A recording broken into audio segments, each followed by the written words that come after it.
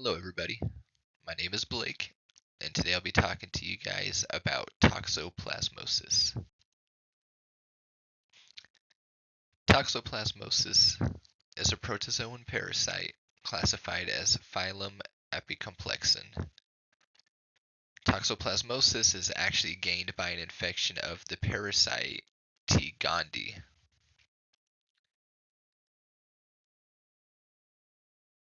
Description of Toxoplasma gondii comes with a few different features that make it stand out from the rest, starting with the apical complex. This is found at the interior end of the parasite, and this complex is a focal point for secretory organelles that release different kinds of invasion factors, such as proteins, while ensuring the parasite can latch onto host cells. Rope trees, in my eyes, is one of the big things that makes T. gondii different from most other organisms in its class. This is a club-shaped secretory organelle that contain a variety of proteins that get discharged during host invasion that play various roles in manipulating the host cell to help it avoid detection by the host immune system. Proteins here that get released by rope trees also help modify host cell signaling and gene expression that result in a special interface between the host cell and the parasite.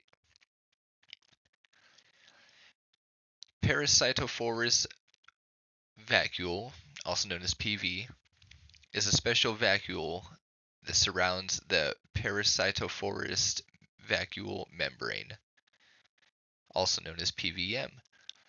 PVM is another unique organelle to toxoplasmosis that lets the parasite multiply while avoiding host cell defense, such as the lysomal fusion. All of these different features with Toxoplasma gondii are what help it,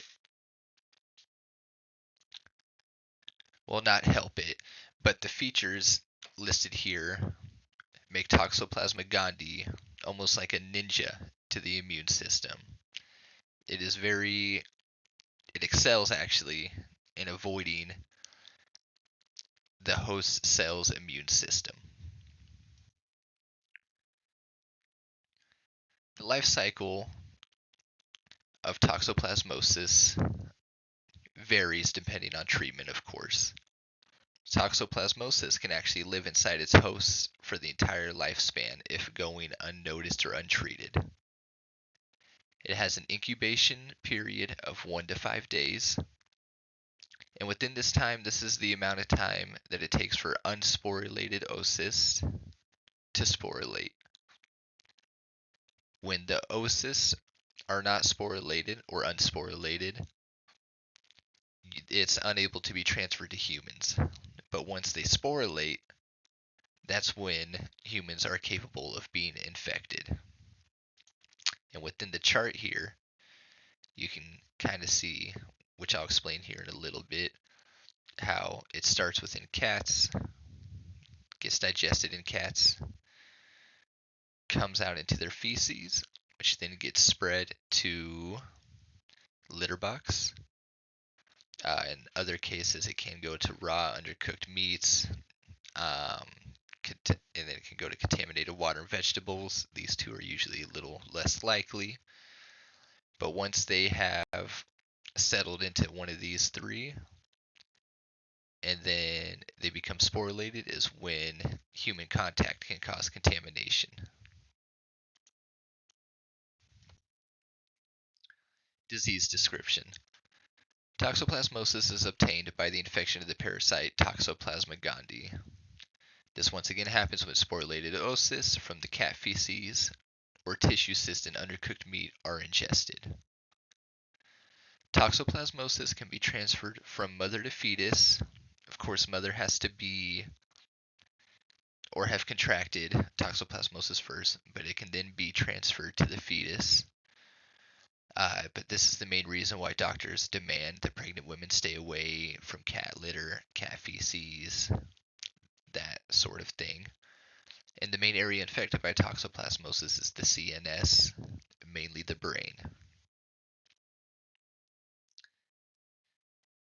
Signs and symptoms of toxoplasmosis are broad with symptoms such as flu-like symptoms, muscle aches, headache, swollen lymph nodes, and skin rash.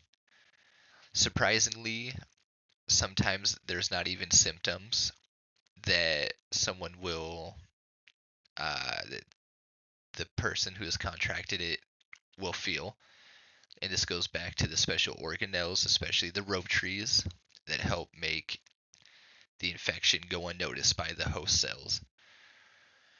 Mental symptoms are the big things to look at here, such as these are usually the more common ones. It includes poor coordination, confusion, seizures, and brain inflammation, also known as encephalitis. Within pregnant women, toxoplasmosis can lead to miscarriage or stillbirth, and if the fetus is born, neurological issues such as developmental delays can occur within the newborn. Some studies have shown a link between schizophrenia and other mental health issues, and a correlation of getting infected with toxoplasmosis. And I'll kind of dig into this one a little bit later on here. The incubation period for toxoplasmosis is about 6 to 10 days. Once again, most people who are affected have little to no symptoms occurring within this time. The range of the symptoms showing varies, and once again, it's usually mental cognition stuff that shows. The highest rate of infection of toxoplasmosis can be found in hot and humid climates due to this being the ideal environment for the parasite to survive in. Toxoplasmosis doesn't really seem to show a differential between sex or too much of age. Um, it affects men and women equally. Women are more likely to exhibit personality trait disorders with infection.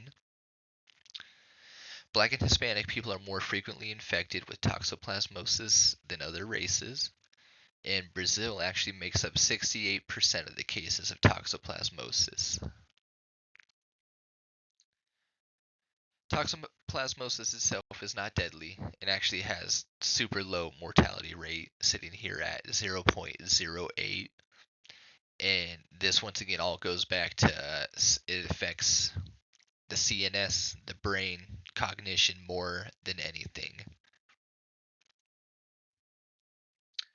Toxoplasmosis is a zoonotic carrier being found in cats, but then secreted in their feces, where the unsporulated oocysts become sporulated, and then once again can be contracted by humans.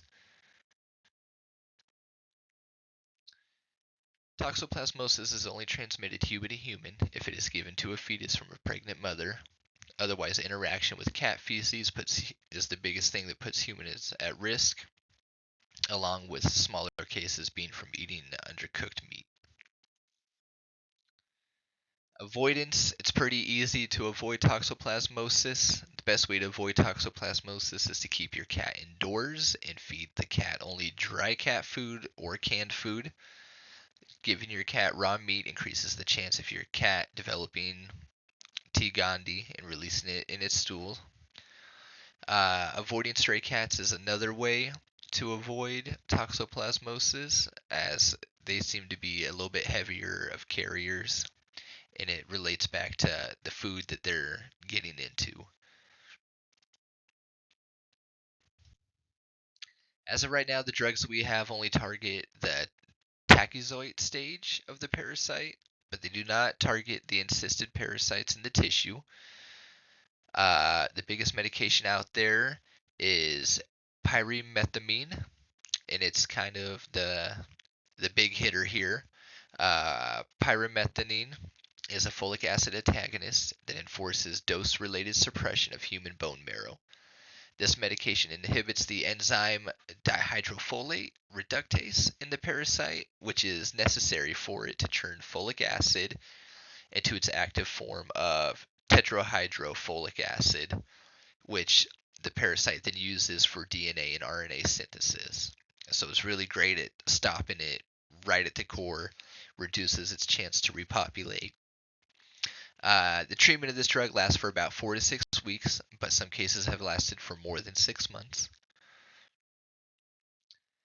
Testing for toxoplasmosis is usually pretty simple, but the tests do vary depending on the symptoms.